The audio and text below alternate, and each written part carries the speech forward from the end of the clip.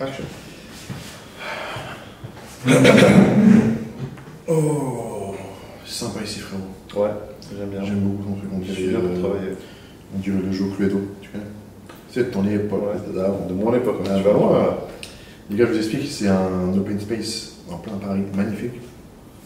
On est dans une pièce, j'ai l'impression, tu sais, une pièce du 18e siècle. Ouais. Limite, ils mangent C'est le chancalier. T'avances dans un couloir, t'es Airbnb du 22e siècle.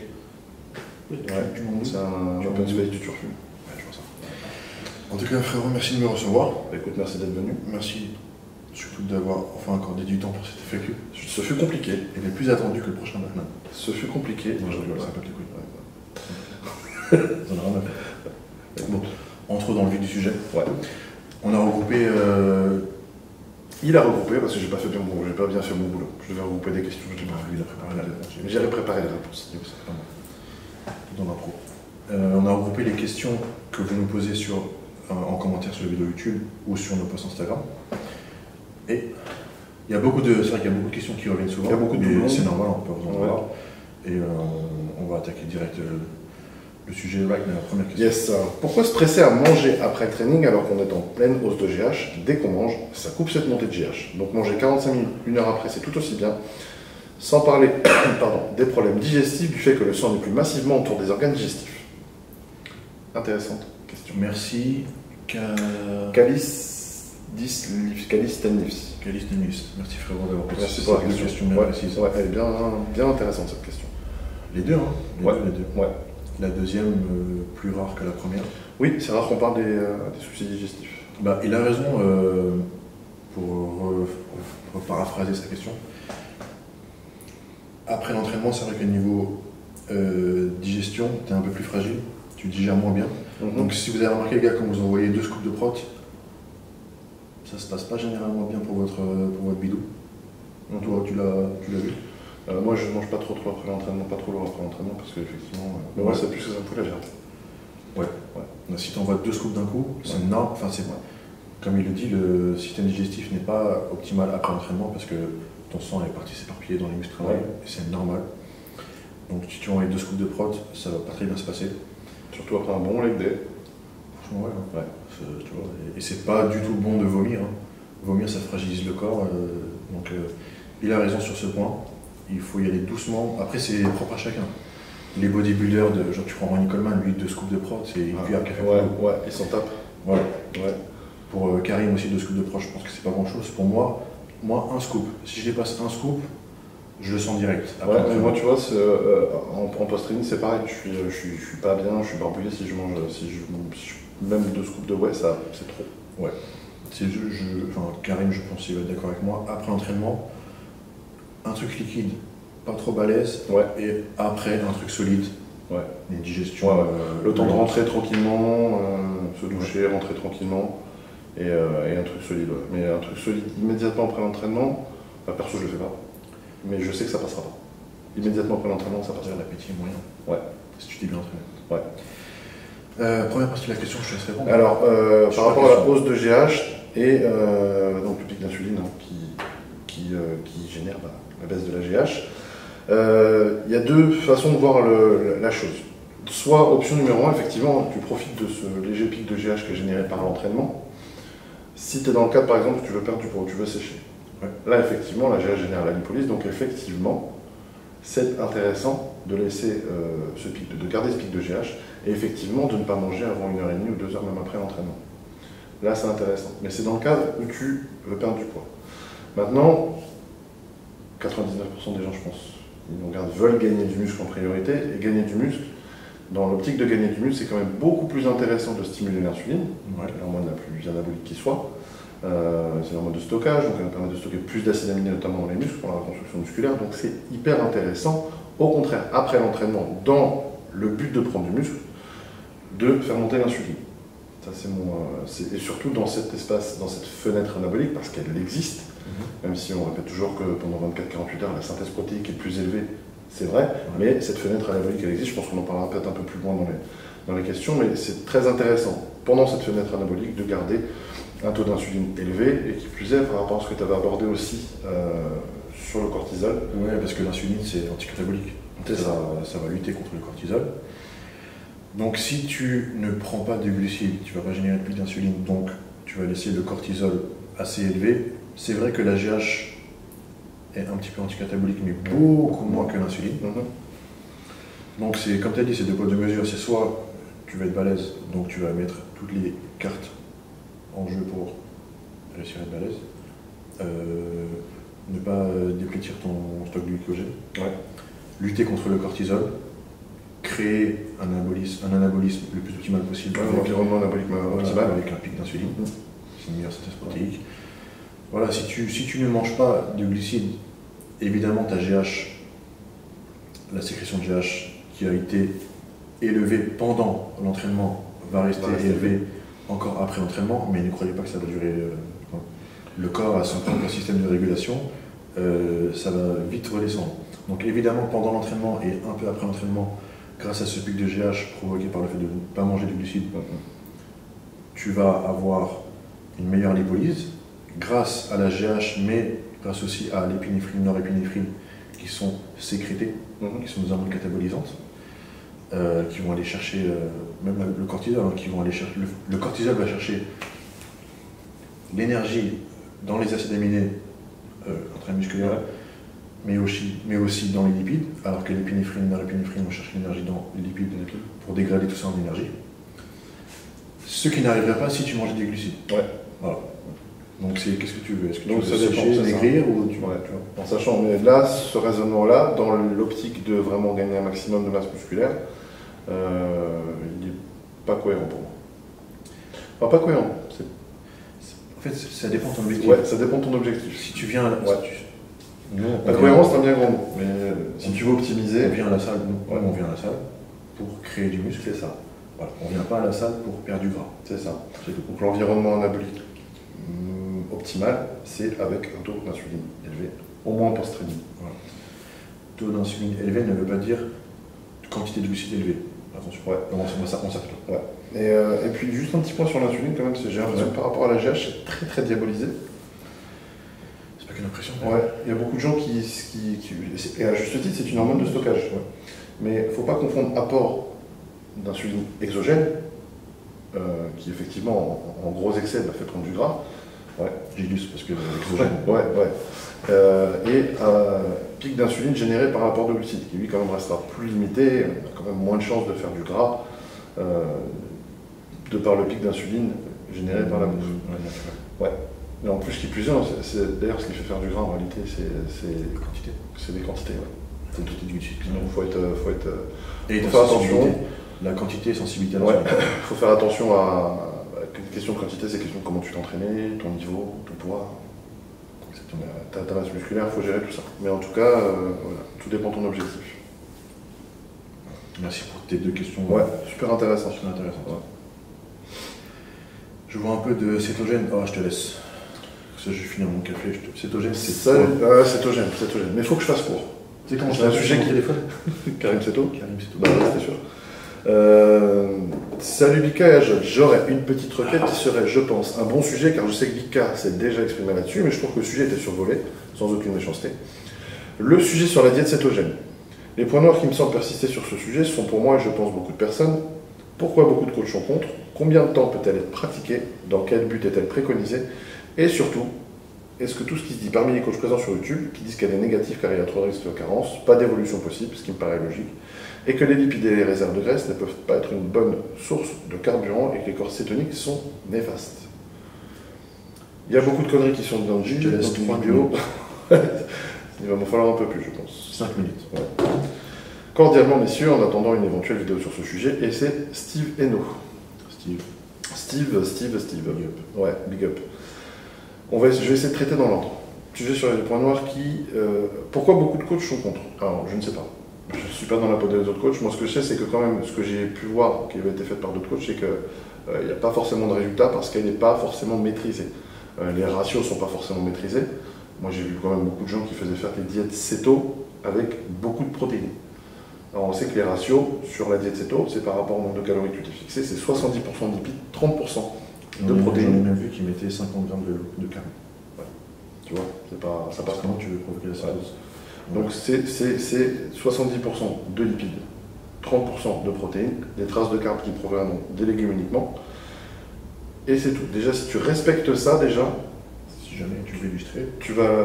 Non, je suis nul aux illustrations. Ouais, je te laisse illustrer si tu veux. veux. Ouais, vas-y, je te laisse. Je sais que tu es un grand fan du tableau.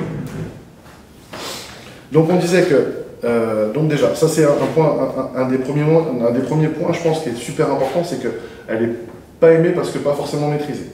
Parce que souvent, en fait, il y a beaucoup, j'ai vu pas mal de coachs qui faisaient faire une diète cétogène qui en fait était une sorte d'hybride de diète du camp, en gros, c'est-à-dire très riche en protéines, très riche en lipides. Ça ne marche pas du tout, puisque si on veut être vraiment dans le cadre d'une vraie diète cétogène, on doit limiter les apports en protéines. S'il y en a trop de protéines et pas de glucides, évidemment, le corps va synthétiser les acides aminés par un processus qu'on appelle la néoglucogénèse et va les transformer en glucose. Donc on perd tout l'intérêt de la diète cétogène. Donc ça c'est point numéro 1, je pense que c'est pour ça qu'elle n'est pas forcément aimée, parce qu'elle ne donne pas toujours les résultats escomptés, si on ne respecte pas les ratios. Qu'est-ce que tu en penses? Moi je suis un esclave. C'est bon. J'ai juste... Ouais, j'ai mon esclave. Les points noirs. Combien de temps peut-elle être pratiquée? Alors là-dessus, j'ai révisé ma copie. Au début, je parlais de 4 semaines. 4 semaines, et puis après vérifier au niveau de l'impact sur le profil lipidique, par exemple par prise de sang. J'ai un peu révisé ma copie, parce que il faut, quand la diète cétogène est bien cadrée, c'est-à-dire quand le bon type de graisses sont consommés, le profil lipidique n'est pas impacté. Donc il y a beaucoup de gens qui font une diète cétogène et qui vont par exemple manger des aliments industriels très gras, et les plats industriels, ce qu'ils contiennent, c'est des acides gras trans. Ils sont à fuir à toutes jambes parce que c'est eux réellement qui ont un très mauvais impact sur le cholestérol, le LDL. Donc à fuir à toutes jambes ce genre de plat. Et combien de temps peut-elle être pratiquée? Je ne vais pas dire ad vitam aeternam, mais tant que la personne perd du poids, tant que la personne se sent bien, et tant que la personne a des bilans sanguins réguliers et qui reviennent propres, pourquoi arrêter? Pourquoi arrêter quelque chose qui fonctionne? C'est-à-dire qu'il y a des gens qui ne fonctionnent qu'en céto, au quotidien, et qui se sentent... Ouais. J'ai une élève qui est restée en céto, ça fait un peu plus d'1 an maintenant. Elle ne veut pas arrêter. C'est-à-dire, des fois, je lui dis, mais on repart. Non, elle ne veut pas arrêter parce qu'elle se sent super bien. Intellectuellement, elle se sent hyper stimulée, elle n'a pas de baisse d'énergie, elle se sent beaucoup plus énergique que quand elle est dans une diète classique avec des. La question que le gars se pose derrière, c'est d'accord, elle fait une cétose, elle a perdu du gras, mais est-ce qu'elle a pris du muscle? Alors, étonnamment, les photos à l'appui, elle a pris du muscle. Photo à la, enfin, je veux dire, je suis même, bon, je pense que déjà génétiquement elle a un beau potentiel, mais comme quoi on peut quand même gagner un minimum de muscle en céto. Je te ferai voir les photos après. C'est ouf l'évolution. Et on y reste un peu de temps, c'est très bien. Ouais. Céto strict, elle se sent super bien. Durée minimum, tu es d'accord avec moi? 4 semaines? 4 semaines minimum, bah déjà le temps que le corps commence à fonctionner uniquement sur les corps cétoniques. Ouais. Donc 4 semaines. Puis après on peut se permettre un peu plus de souplesse. C'est vrai. Ouais. Et puis, enfin, c'est propre à chacun. Si tu vois qu'au bout de 4 semaines, tu as perdu le gras que tu voulais perdre, tu peux transition, ouais. Mais la transition entre stopper et pas tout normal doit se faire en transition. Ouais. Avec une réintroduction progressive des glucides. On ne remange pas comme ça tout d'un coup. C'est vrai que, par contre, ce qui est vrai, c'est que post-compétition, les 2 jours après tes 4 semaines de céto, tu vas faire un espèce de rebond. Ouais. Tu vas pas prendre un pet de gras. Ouais. Mais par contre, continue. 3e jour, terminé. Ouais. Pas tout. Tardive de poids, c'est ça? Ouais. Exactement. Ok, donc 70% de lipides, 30% de protéines, sinon ça convertit en glucose, ouais. glucogénèse. Il y a des traces de glucides dans les veggies. Ouais. Durée minimum 4 semaines, tu peux continuer. Pas de durée maximum, tant que tout va bien. Pas de durée maximum. Les sources.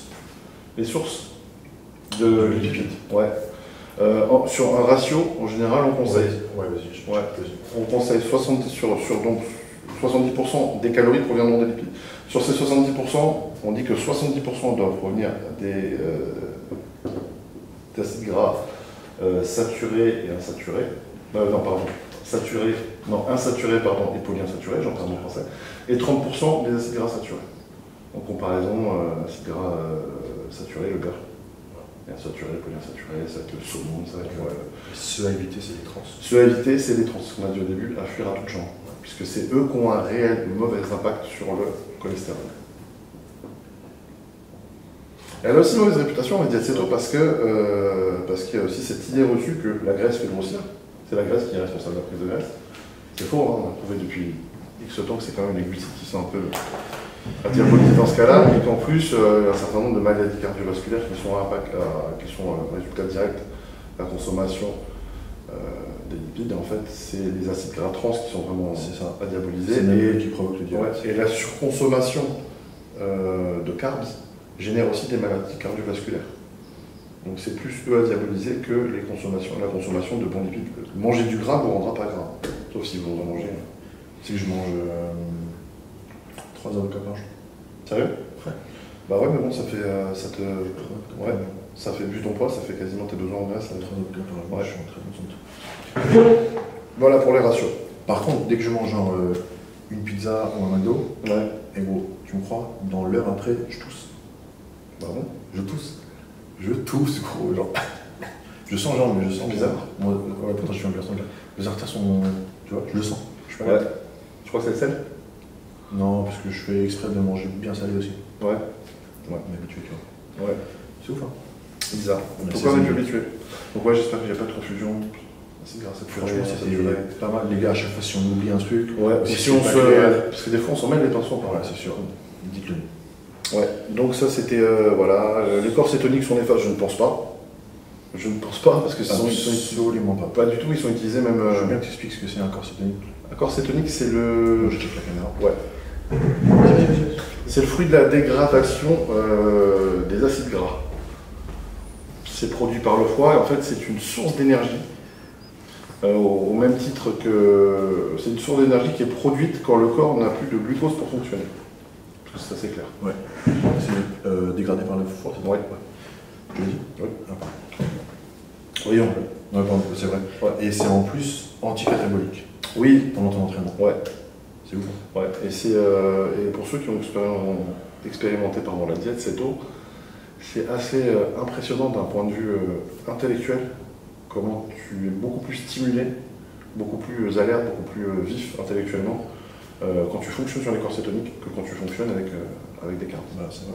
Bah, le truc, c'est que je peux comprendre. Les 10 premiers jours, c'est pénable. Ouais. Ça aussi qu'elle a la mauvaise réputation, parce que c'est pas évident à tenir au début. Ouais. Et après, même si tu n'envoies pas de glucides, bah, tu te sens en meilleure forme qu'avant tes diètes. C'est en fait le temps que le corps fasse la transition entre le mode de fonctionnement avec les glucides. Une fois que tu as supprimé les glucides, il va falloir qu'il apprenne à fonctionner avec les corps cétoniques. Mais une fois que tu te sens tellement bien au bout de. Tu as des gens au bout de 3 jours. Ouais. Parce que tu as même des symptômes un peu avec le manque de carbs. Tu as des petits maux de tête, tu as un peu la tête qui peut tourner, tu as très soif. C'est pas forcément agréable les premiers signes. Et surtout les envies de sucre. C'est presque comme une désintoxication du sucre. C'est vrai. Ouais. Et puis après, au bout de 3 jours à 10 jours en général, moi j'ai vu des gens en 3 jours qui étaient déjà en cétose bien. C'est bien ça, En 3 jours, c'est hyper rapide. Il faut compter 3 à 10 jours. Donc si vous décidez de la faire, au début c'est pas facile, mais après en général c'est que du bonheur. Et je vais compléter la question de Steve. À qui est conseillé une diète cétogène? Une diète céto, moi, alors c'est jamais la première diète que je fais faire. Donc, déjà c'est pour les gens qui veulent perdre du poids. C'est pas une diète qui est faite pour la prise de muscle. C'est vraiment dans le pur état d'esprit, prise de perte de poids, pardon. Même si, je te dis, j'ai eu des cas où des gens font quand même du muscle sur le long terme en diète céto. Mais en tout cas, la priorité c'est de la perte de poids. Je ne la fais jamais faire en première diète. D'abord on voit si une low carbs fonctionne bien. Si la low carbs ne fonctionne pas, il y a des gens avec qui la low carbs c'est le dernier recours. Perd pas de poids. C'est le dernier recours. Moi j'attribue ça au fait au problème de résistance à l'insuline et que tu as des gens qui sont hyper résistants à l'insuline et que même en low carb ils n'arrivent pas à perdre de poids et donc il faut faire ce reset. Et il n'y a qu'en faisant, enfin il n'y a pas qu'en faisant, mais en tout cas le fait de faire une diète cétogène ça ferait un vrai reset sur la sensibilité à l'insuline et on rétablit une sensibilité à l'insuline. Et souvent tu t'aperçois quand les choses sont faites correctement, tu fais une bonne diète céto et que la diète céto est finie, la personne a perdu son poids et que tu lui fais remanger des carbs correctement, il ne fixe plus les carbs en gras comme il le faisait avant la diète. Donc c'est bien la preuve qu'il y a une régulation de la sensibilité à l'insuline. Qu'ils prennent des bonnes sources de lipides. C'est ça. Parce que s'ils prennent que des trans fats, il va pas chasser les récepteurs d'insuline. Ouais, là t'es. Ça sert à rien. Ouais. C'est super important le choix des sources de graisse en céto. Et pour. Donc en gros, c'est conseillé, je suis d'accord avec toi, dernier recours aux gens qui sont pas en surpoids mais qui galèrent à perdre du gras. Mais, là on va parler au peu de body qui nous regardent. Le body, quand tu es en cercueil, une diète céto, c'est pas mal du tout. Ouais. Qu'est-ce que tu en penses? Bah, tu cut très vite. Ouais, parce qu'en fait, tu perds aucun muscle quand tu es en cure. Et tu vas virer le gras hyper. Il y a beaucoup de bodybuilders qui font une diète céto. Ouais. C'était pas Lumbo qui faisait ça. Le mec, il était. Bon, il n'y avait pas que ça. Mais il était déchiqueté. Et je crois que Cutler, je crois qu'il faisait céto cyclique, je crois. Ouais, possible. Céto cyclique. Ouais. Mais c'est pas le Saint Graal, mais c'est une option si vous n'avez pas perdre de poids. En low carb, c'est une option vraiment envisagée parce que quand c'est bien fait, c'est quand même magique. Ouais, et puis en plus, d'un autre côté, c'est simple, parce que tu sais que tu peux juste manger des protes et des légumes. Ouais. T'as pas de cassette, tu vois. Ouais. Puis t'as pas ce coup de barre. Moi, généralement, les gens, quand ils passent d'une low carb à une diète céto, le consensus, c'est que les gens la suivent plus facilement. La céto. C'est pas dur à suivre, c'est au niveau organisation. Non. Donc voilà, mais je vous dis, encore une fois, testez sur vous-même, mais ne vous acharnez pas, si vous voyez que la low carb ne marche pas, n'écoutez pas forcément. Diète céto a mauvaise réputation, et corps cétonique c'est pas néfaste, c'est une diète qui est même utilisée dans le milieu hospitalier, en traitement contre l'épilepsie, contre les migraines, enfin il y a plein de choses sur cette diète. Donc ne restez pas fermé à ce que vous avez pu entendre ou lire, testez, si low carb ça marche pas, céto, n'hésitez pas. Je suis d'accord avec toi. Voilà. Merci Steve. Mais je pense qu'à chaque FAQ, on parlera de céto. Tu crois? Ouais, excusez-moi. Je pense. Ouais. Next question. On a dépassé 5 minutes, hein. C'est normal. Ouais, mais quand on aime, on ne compte pas. Quand on aime, on ne compte pas. Que pensez-vous de la créatine pour ceux qui pratiquent les sports de combat et arts martiaux en plus de la muscu? Donc la question est orientée non muscu. On peut faire quand même la partie pour la muscu. Ouais. Pour la muscu, je ne trouve pas ça essentiel. Évidemment, ça aide à aller chercher les dernières reps, à avoir de meilleures performances, meilleure endurance musculaire. Je le sens, tout le monde le sent, Karim le sent, c'est sûr. Mais c'est pas essentiel. J'ai fait des années sans créatine. Voilà. Moi je l'ai très longtemps stoppé. Ouais, je ne pas le détester. Hein. Mais moi j'aimais pas. On en avait parlé dans une vidéo, je crois. Ouais, sûrement. Plusieurs vidéos. Créatine tout seul, toi? Non, toujours des glucides. Ouais. Toujours des glucides. Et avant, je faisais que créa post-workout. C'était un gramme d'un coup. Et récemment, parce que j'aime bien faire le chimiste, pré-workout avec malto, bêta-alanine, citrulline, tac. Projection de ouf. Et je fais ça que pendant que je fais des entraînements type volume, pas force. Tu vois. Ah bah oui, quand tu fais du volume, c'est hyper intéressant. Congestion de psychopathe. Laisse tomber. Ouais. Et pour revenir à la question, excuse-moi, il s'appelle comment? Adam Samidji. Adam Samidji. Adam Samidji, thanks bro. Pour revenir sur les sports, donc art martial, sport d'endurance, peu importe, foot, natation, c'est excellent la créatine. Ça va vraiment t'aider sur tes performances. Tu vas tenir calme. Toi, tu as déjà fait de la boxe, toi, plus de rounds. Moi, au foot, franchement, je pouvais jouer à 90 minutes, j'étais le dernier fatigué. Je m'en souviens, athlétisme, pareil. Je reprends toujours l'exemple parce que c'est la vérité. À 70 mètres sur le 100 mètres, j'étais cuit. Avec la créatine, 100 mètres, je pouvais faire 120 mètres. Ouais. Moi-même, j'étais choqué, tu vois. Alors que c'est juste la créatine que tu peux. Sur ce type d'effort où tu as besoin à un moment de fournir, tu vois, sur une fin d'effort, fournir une petite explosivité supplémentaire, comme un round de boxe. Un round de boxe, en fait, c'est 3 minutes. Mais en réalité, c'est des phases d'accélération. Tu vois, c'est des accélérations de 5 secondes, tu vois. Bah, sur ce genre de sport où tu as des besoins d'explosivité, oui, 100%. La créatine, elle est vraiment utile. C'est vraiment utile. Tu sais que j'ai des élèves, big up à mon poteau de Gigagine 13. J'en ai un, il joue il est professionnel de football, je ne vais pas dire dans quel club il joue. Il m'a demandé de le coach beau. Donc je lui ai donné une liste de compléments, nanani, bêta-alanine, tac. Cette marque, machin, à prendre tel moment. Et bon, il m'a dit, mon entraîneur, il m'a appris à 4. Ouais. Mais aussi, il m'a dit, qu'est-ce que tu Il m'a dit, qu'est-ce que tu prends? Il lui a expliqué, il a dit, tac, il m'a coaché. Il lui a dit, j'aimerais bien que genre, je vienne coacher toute l'équipe, parce que bon, il dit, enfin, au foot, juste un peu de créa, mais ça, tes performances. Surtout quelqu'un qui est déjà là, qu'on n'a jamais pris. Tu rajoutes ce petit truc en plus, t'es à la mine, ouais, t'es bien. Mais en tout cas, pour un martial sport de combat, moi je dis que c'est un plus non négligeable. Ouais. Après, faut pas tout miser dedans non plus. Je veux dire, ce qui compte aussi dans le sport de combat, c'est avoir une bête d'endurance. Une bête d'endurance. Et quand tout est au point, ça peut être ce petit plus qui fait que tu vas réussir à distribuer 2-3 crochets supplémentaires à la fin du combat qui vont faire la différence. À la fin du round qui vont faire la différence. Après, moi quand je la prends seule, franchement, je fais une hypo directe. Ouais. Il y en a beaucoup qui disent, il y a des médecins gros, quand ils ont commenté son vidéo YouTube, ils m'ont dit on a pris créa, on a fait un test, machin, il n'y a pas de test glycémique, il n'y a pas d'hypo. J'ai dit je te crois à 100%, moi j'en fais. Mais t'es pas le seul. T'es pas le seul. Enfin moi ça me le fait pas, mais t'es pas le seul en tout cas qui. J'en prends qu'une glycémique. T'es pas le seul à qui est plus. Et en plus d'un point de vue santé, ça a des bons impacts sur la santé aussi, la médecine. Bien sûr. Bah, quand tu pousses du lourd, c'est pas mal d'en prendre. La petite rétention d'eau créée au niveau de l'articulation, ça protège. C'est pas mal. Protège. Alors, c'est pareil, il y a beaucoup qui parlent de rétention d'eau. La rétention d'eau, c'est de la créatine, c'est pas la rétention d'eau que vous aurez en mangeant trop salé. Ne confondez pas les deux. Tu as bien fait de faire ce petit aparté. Ok. Next. Ouais. Alors attends, ça fait 27 minutes, je coupe la caméra et on a. Ok, bon, on a fait 3 questions, 27 minutes. On a une de 9 minutes par question, on est pas dans la merde.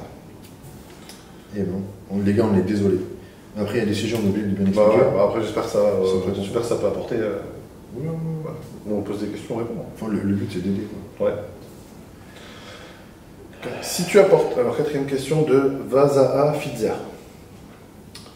Si tu apportes à ton corps un repas riche en protéines et glucides, comme tu le préconises, tu auras toujours à ta disposition un pool d'acides aminés disponible après ta séance. Rien ne sert de se jeter sur un repas dans les 30 minutes qui suivent l'entraînement. Cette fameuse fenêtre métabolique n'a d'existence qu'en cas de jeûne ou de repas très éloigné de ta séance. De plus, tu préconises l'ajout de glucides à IGO et de protéines 10 minutes avant et au milieu de la séance. Ça justifie encore moins la justification d'un repas obligatoire pour maximiser cette synthèse protéique dans les 30 minutes. C'est par rapport à ta vidéo Vitamine et glucides. C'est comment Vasaa Fizia. Mon frère. Bon, oui, je comprends ta question. Enfin, je comprends tes 10 questions regroupées dans la question. Pour résumer ma vidéo sur vitamine et glucides, donc je disais, pour créer un environnement anabolique le plus optimal possible, glucides et protéines un petit peu avant l'entraînement pour créer ce pic d'insuline qui va lutter contre le cortisol, pour diffuser dans ton sang glucides et acides aminés pour que ton corps n'aille pas puiser dans les muscles. Voilà, c'est ça. La même chose au milieu de l'entraînement, parce que les quantités sont faibles, c'est genre 10 grammes, 10 grammes. Oui, c'est 10 grammes. C'est pas genre 45 grammes de malto et 30 grammes de whey. Je pense que c'est peut-être pas ça qu'il avait peut-être pas noté les quantités que tu as indiquées. Parce que tu parlais bien de 10 grammes de protéines. Ouais. Je suis plus précis, donc je fais exprès. Milieu de l'entraînement, pareil, et après l'entraînement, pareil. Donc, cette fameuse. C'était quoi la question? Cette fameuse fenêtre métabolique n'a d'existence qu'en cas de jeûne ou repas très éloigné de ta séance. De plus, en fait, il n'y avait pas réellement de question. Ouais, en gros, c'est pourquoi est-ce que j'envoie tout ça avant, pendant, après. En gros, c'est un peu contrôle post-training, en fait, je crois. Ah oui, c'est pourquoi est-ce que j'envoie encore des glucides et des protéines après l'entraînement, sachant que j'en ai envoyé avant et pendant. Bah, c'est juste que avant et pendant, les quantités sont faibles et que le corps va les utiliser et qu'il en faut encore après. Ouais. Tu vois. Il ne faut pas en mettre trop parce qu'après ça part dans le système digestif, c'est contre-productif pour les muscles. Donc il faut trouver la bonne quantité. Le 10 grammes, 15 grammes, je te sais pas mal. Ça ne te fera pas de mal. Ouais. Et après l'entraînement, évidemment, si tu ne vas pas envoyer 2 scoops. Ouais. Tu ne vas pas envoyer 2 scoops. Donc voilà, c'est pour répondre à la question. Ouais. Moi, je suis d'accord et pas d'accord, en fait, si tu veux, dans le sens où, effectivement, Ce qui n'est pas le cas de ta vidéo. Mais si tu as un bon pré-training, avec pas mal de protéines, pas mal de glucides, si tu as aussi un intra-training, effectivement, immédiatement après l'entraînement, tu n'as pas besoin de sauter sur un repas. Je suis d'accord. Mais c'était pas du tout ce que tu disais dans ta vidéo. Mais c'est vrai que cette fenêtre anabolique, je ne sais pas si... il y a beaucoup de gens qui disent qu'elle n'existe pas. Si, elle existe. Ouais. On est d'accord que la synthèse protéique post-training dure 24-48 heures, on est d'accord. Bien sûr. Mais là, il y a quand même une fenêtre métabolique qui est à peu près autour de 4 heures péri-entraînement. Quand je dis péri-entraînement, ça comprend le pré-training, l'intra-training et le post-training. C'est-à-dire que sur une fenêtre de 4 heures, tu peux manger. Tu peux manger 1 heure avant ton entraînement. Tu peux manger pendant ton entraînement. Ou enfin à la fin de ton entraînement. Je suis d'accord. Donc on va dire tu manges 1 heure avant ton entraînement. Tu t'entraînes, tu temps de faire tes abdos, tu finis, tu passes au vestiaire 1h30. Ça fait déjà 2h30.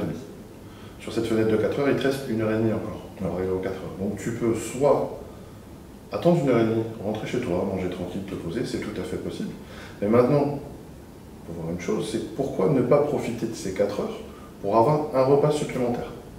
Pourquoi ne pas manger après l'entraînement? Pourquoi ne pas avoir des apports conséquents juste après l'entraînement et remanger encore en rentrant? Donc faire un pré-training, un intra-training, un post-training et rentrer chez soi manger. Sur cette fenêtre de 4 heures. Ouais. Tu vois ce que je veux dire? Ouais.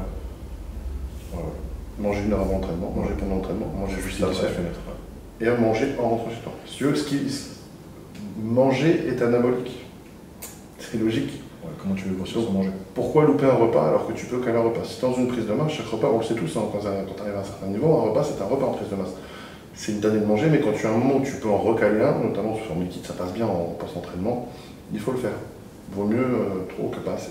C'est vrai. Ouais. Bon, après, le sujet de la fenêtre anabolique, c'est un gros sujet. Ouais. Mais comme en fait, tu as tout résumé dans ta première phrase, la synthèse protéique, elle existe pendant 24-48 heures. C'est pour ça qu'en fait, quand tu t'entraînes, c'est une activité catabolique, tu détruis tes muscles, c'est après que tu construis tes muscles. Ouais. Quand tu te reposes, quand tu dors, synthèse protéique. La fenêtre anabolique, c'est vraiment le côté optimal. C'est un pic, c'est tout. C'est ça. C'est la cerise sur le gâteau des 24-48 heures. Et elle existe, c'est pas une légende, hein, fenêtre anabolique. Parce que je dis beaucoup que ça n'existe pas. Non, c'est pas parce que le fait de dire qu'il y a une fenêtre anabolique ne veut pas dire qu'on nie qu'il y a une synthèse protéique pendant 24-48 heures. Bien sûr. Si les gens qui aiment bien les études, c'est prouvé aussi par l'étude qu'il y a une fenêtre anabolique. Mais la durée est un peu floue. 4 jusqu'à 6 heures. Moi, je préfère me dire plus court et tout réunir sur ces 4 heures, ce qui est déjà pas mal comme créneau pour manger, que 6 heures. Mais en tout cas, il y en a une. Donc, par rapport à la question, c'était plus, je pense qu'il n'est pas tenu compte des quantités que tu préconises. Ouais, tout dépend des quantités. En fait. Évidemment, si au milieu de l'entraînement, j'envoie 30 grammes de matos, 30 grammes de whey. Bah oui, là par contre, ça tient ça. Une fois que j'ai lâché mon halter à la dernière rep de la dernière série, je vais pas aller manger. Tu n'es pas dans l'obligation, en tout cas, non. Je vais attendre. C'est ce que je fais très souvent. Bah, moi, je sais qu'avec les années aidant, le post-training, j'ai de plus en plus de mal parce que je sais pas pourquoi ça me fout la gerbe après l'entraînement. Avant, il n'y a pas de problème, même jusqu'à l'année dernière, quand j'étais en prise de masse. Pré-training, intra-training, post-training, pas de problème. Mais je sais pas, depuis cette période, ça m'a dégoûté. Donc, maintenant, je me casse pas la tête. Puis, je suis plus dans une optique où je veux forcément prendre beaucoup non plus de masse. Je fais mon pré-training, mon intra-training. Je cherche pas trop parce que sinon je vais vomir. Et je prends ma douche tranquillement à la salle, je rentre tranquillement à la maison et je mange. Ouais, et je mange solide. C'est ce que je fais souvent. Ouais. Next question. Personne ne parle des fruits secs. Raisins secs, abricots secs, pruneaux secs, peuvent-ils remplacer le riz par exemple ou la banane en fin de training? Bon, j'ai pas de souci. J'ai bien envie d'éclaircir un truc. Je t'en prie. Parce que fruits secs, donc c'est fructose. Ouais. Riz, glucose. Ah bah oui, par contre. Après, les muscles utilisent le glucose, mais par contre le fructose il est principalement utilisé par le foie.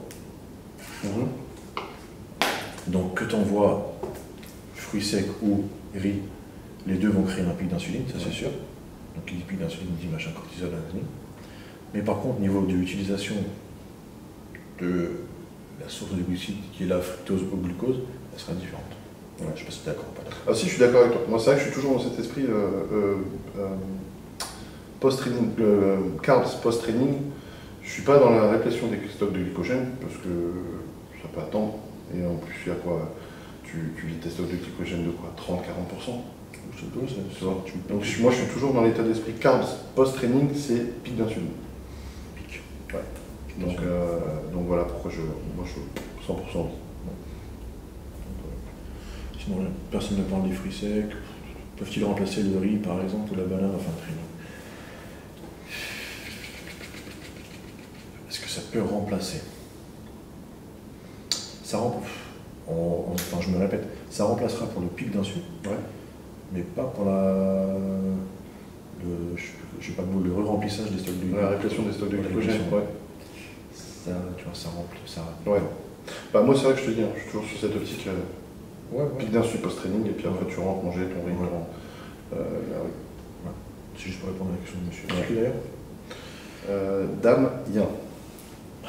Damien. Je crois que c'est dire Damien. Tu crois? D'accord. Lorsque l'on est en surpoids, tu avais quelque chose à ajouter? Non, c'est bon. Lorsque l'on est en surpoids, faut-il perdre le gras puis commencer une prise de muscle ou faire les deux en même temps ou rester en maintien en mode muscu? Puis après 2 ans, par exemple faire une sèche. Voilà, on va décortiquer. Bah, je pense que cette question, c'est la commande d'ailleurs. J'ai pas noté son nom prénom, C'est dommage. désolé. Dommage. On va dire Jarod. Cette question, tout le monde se l'est posée et nous la pose encore, et c'est normal. Quand est-ce que je dois commencer une prise de masse? Quand est-ce que je dois faire une sèche? Est-ce que je peux faire les deux en même temps? Donc déjà, sachez que vous pouvez faire du muscle et perdre du gras en même temps. Enfin, en même temps. Pas tenter, même tenter, mais c'est deux processus différents. Donc évidemment, c'est faisable. Nous sommes partisans du virer d'abord un peu de gras pour partir sur une prise de masse. Tout à fait. Mais par contre, même si tu es gras, ça ne t'empêche pas de faire le muscu et voir comment ton corps réagit. Et avec le temps, tu verras que si ta diète est propre, c'est-à-dire que tu as une diète de maintien calorique, en faisant les muscles, petit à petit, certes, ce sera lent, mais tu perdras lentement du gras et tu feras lentement du muscle. Ouais. Mais après, évidemment, si tu as un body fat à 3 chiffres, moi c'est un sujet que j'aime bien. Moi je suis bien évidemment du même avis. Je considère qu'il faut avoir pour débuter une prise de masse, il faut avoir un body fat qui soit quand même relativement raisonnable. 10-12%, pas plus. Enfin, 10-12%, ça parle pas. Il faut qu'on voit les abdos. Ouais. Pas archi découpé nécessairement, mais il faut qu'il soit visible. Et ensuite, de faire du muscle. Si tu démarres une prise de masse avec 15-18% de taux de graisse, qu'est-ce qui va se passer? Obligatoirement, prise de masse, tu vas prendre un peu de gras. Vaut mieux prendre 2-3% de gras sur une base à 10-12% que 2-3% de gras sur une base qui est à 18%. Donc à un moment, il ne faut pas se voiler la face, que si on n'est pas assez sec, on ne verra pas réellement les résultats de la prise de masse, à part qu'on sera plus gras. Même si on prend du muscle en dessous. Ouais. Prendre du muscle avec du gras par-dessus, c'est comme te dire, tu as un très beau visage, mais tu as la main devant. Tu vois pas. Là, c'est la même chose. Tes muscles qui sont complètement gâchés par cette masse de gras. Tu ne verras pas les résultats de ton travail. Ouais. Deuxièmement, si tu démarres avec une prise de masse avec un taux de graisse plus faible, je ne sais pas si tu es d'accord avec moi, mais en général, on sait que les gens qui sont surpoids ont un problème de résistance à l'insuline. Ouais. Tu veux faire une prise de masse, il faut que tu manges quand même des carbs en quantité. Tu as plus de chances de faire du gras avec ta consommation de carbs de prise de masse si tu démarres ta prise de masse avec un taux de graisse élevé, puisque ta résistance à l'insuline est moins bonne, plus élevée, que si tu démarres avec un taux de graisse qui est raisonnable, avec une sensibilité à l'insuline qui est bonne. Exactement. Donc vraiment 100%, je dis qu'on sèche d'abord et on démarre la prise de masse après. Soyez pas pressés, démarrez dans de bonnes conditions, c'est super important. Bien sûr. Et surtout, en fait, quand tu vas sécher, tu vas te rendre compte que en fait, la masse que tu pensais avoir, c'était pas de la masse musculaire. Ouais. Alors c'est vrai que ça fera mal. Ça fait mal parce que c'est vrai que des fois tu as des gens, ils dégonflent les vêtements, les gens même à la salle leur disent ouais t'es moins balèze et tout. Après, la finalité, c'est quoi? C'est que quand tu te vois dans ton miroir, tu es quand même vachement plus content, quand tu es plus sec, plus. À quelques exceptions près, il y a des gens qui s'en foutent d'être un peu fat. C'est vrai que l'objectif de ce sport, c'est quand même un corps le plus musculeux possible et le moins gras possible. Donc, dans l'objectif d'une prise de masse propre, je dis sèche d'abord et fais ta prise de masse après. Après, la question qui est intéressante aussi, c'est peut-on faire les deux en même temps? Oui, comme tu as dit. Ouais. Une technique qui a l'air assez simple, qui a l'air de faire ses preuves, c'est de prendre son nombre de calories de maintien, Ouais. de consommer à peu près 20% en moins, Ouais. et d'avoir une grosse partie de cet apport qui viennent des protéines. A priori, en termes de body recomposition, c'est les chiffres qui sont optimaux, je ne sais pas si ça se dit, Ouais. pour perdre du gras et faire du muscle. 1%. Ouais. 20% en dessous de ton nombre de calories de maintien, donc je pense que tu as besoin de 3000 calories pour ton maintien, tu enlèves 600, donc pour que tu sois à 2400 calories, il faut à peu près 2,2 grammes de protéines par kilo de poids de corps. Puis après, tu as juste tes carbs et tes lipides en conséquence. Plus un bon timing.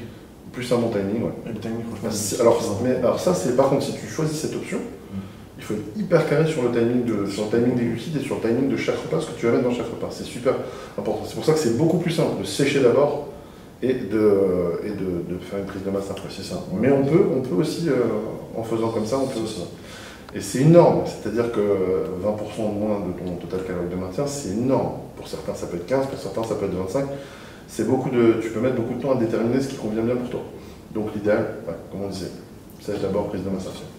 Moi, perso, c'est ce que je fais la plupart des. Ah bah moi, c'est systématiquement ce que je fais à mes élèves. Ouais, c'est systématiquement ce que je fais à mes élèves. Je fais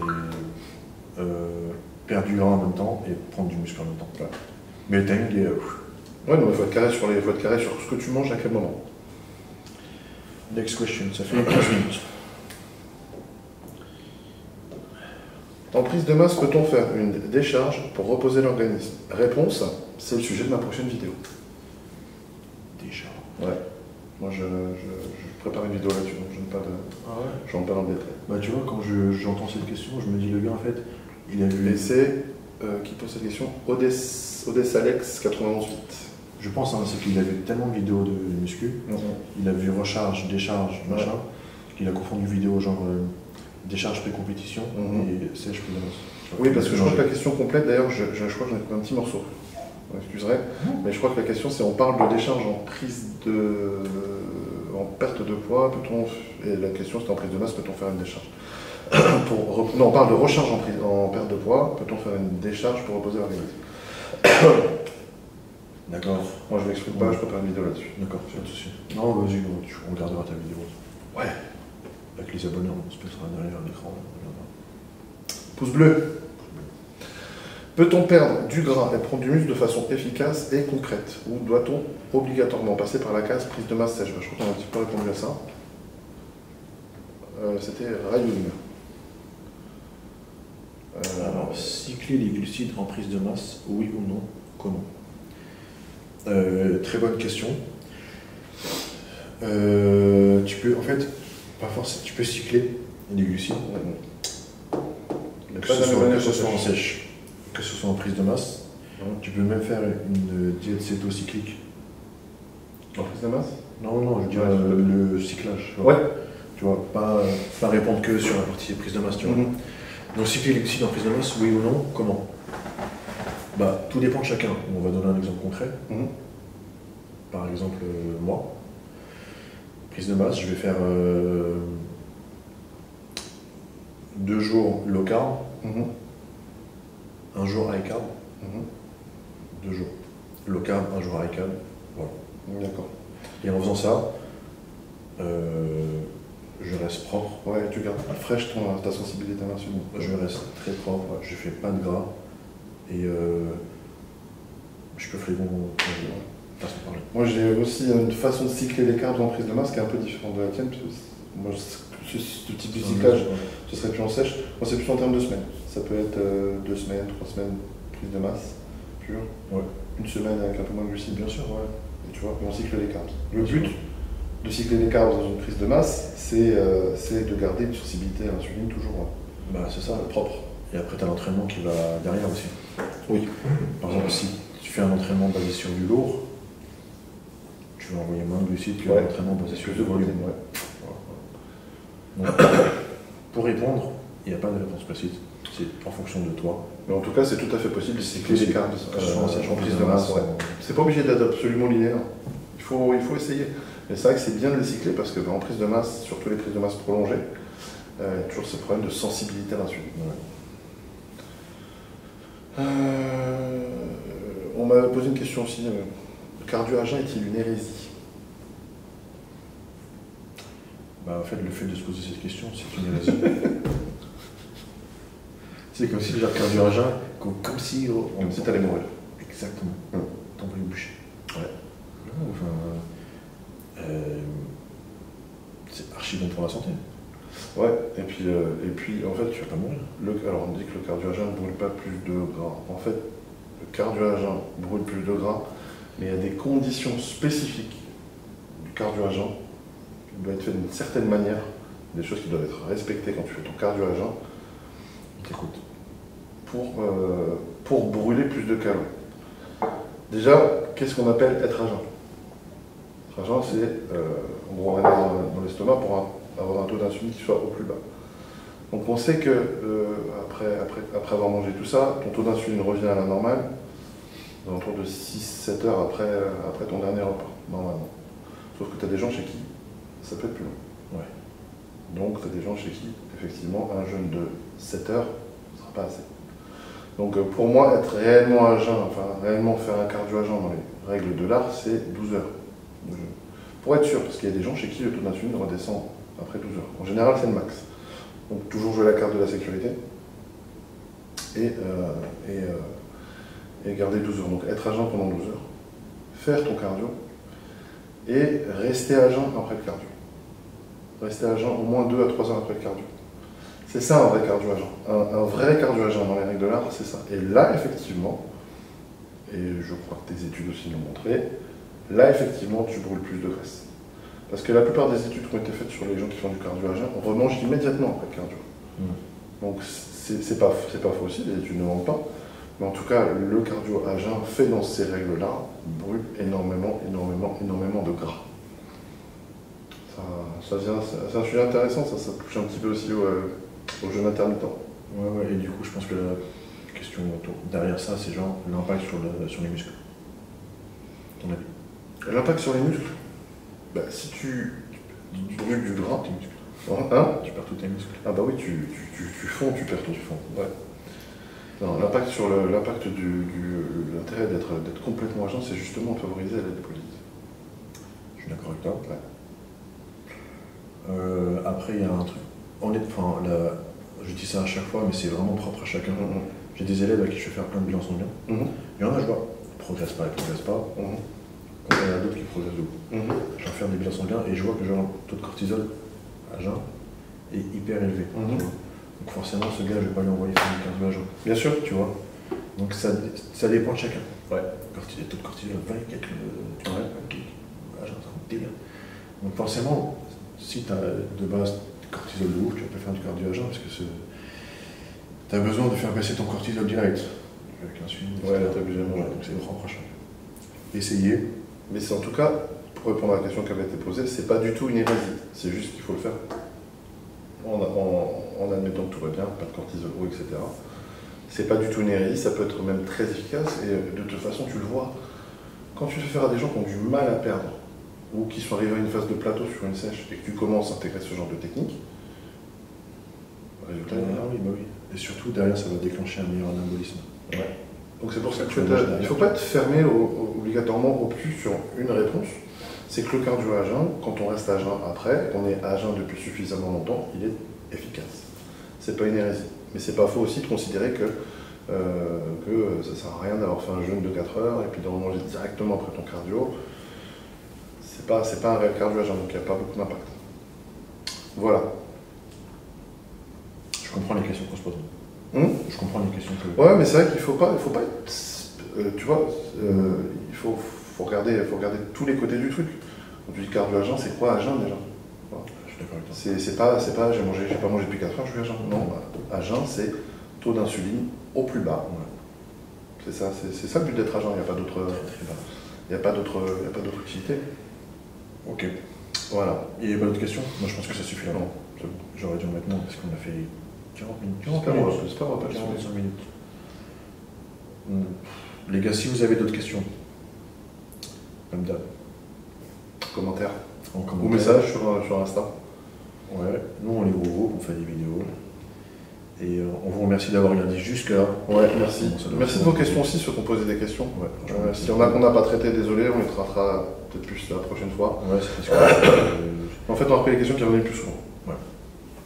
Et les priorités. Ouais. Voilà. Donc, comme d'hab, prenez soin de vous, les gars. Ouais, On va aller manger un petit morceau. obligé. Et on vous dit à la prochaine.